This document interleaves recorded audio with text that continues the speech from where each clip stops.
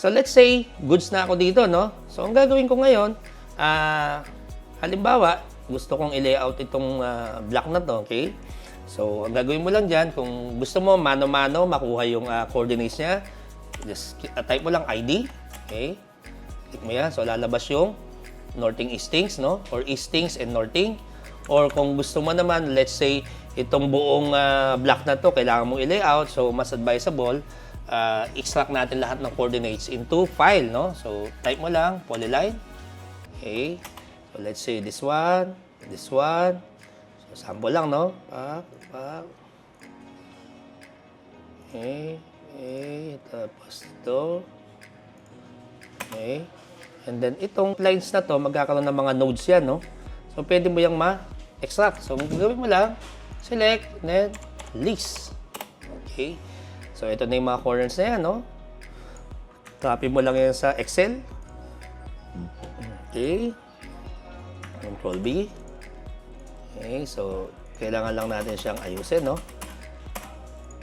So, may mga hindi tayo kailangan. So, nasa isang column siya. Kailangan lang natin siyang sa data, text to column. Okay. So, delimited. Next, so ano ba yung delimiter niya, 'di ba? Space. So click mo yung space. So makikita natin naghiwalay na siya. Pero yung coordinates natin may nakakabit pa na letters, yung x and y, no? So punta ka dito sa other, click mo yung equal, type mo equal. Ayan, kasi may equal siya dito. So naghiwalay siya. Click lang natin finish. Okay. So delete lang natin yung mga hindi kailangan, delete.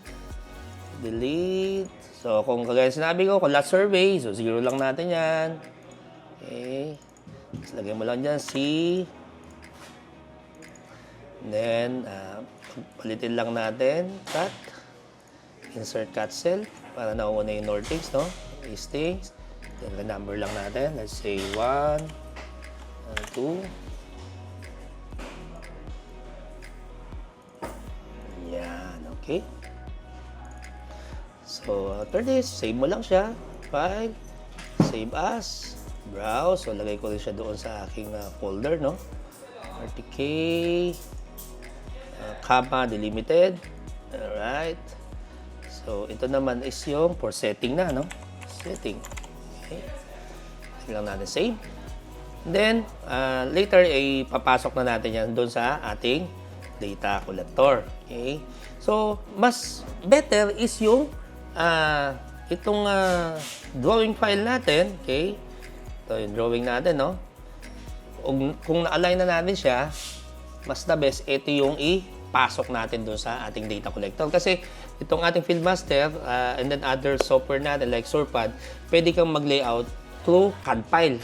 Ang kagandahan kasi kung CAD stakeout tayo, nakikita natin yung ano natin, no? Yung mga lote natin.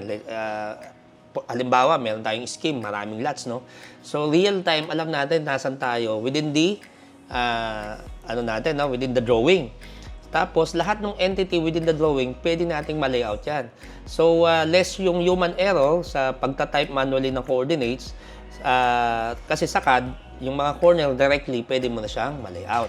So, gawin natin, itong mismong drawing na to, okay? So, ito na yung final alignment natin, no? So, paalala, ang ginalaw ko or inikot ko is yung aking polygon papunta dun sa actual shot ng RTK.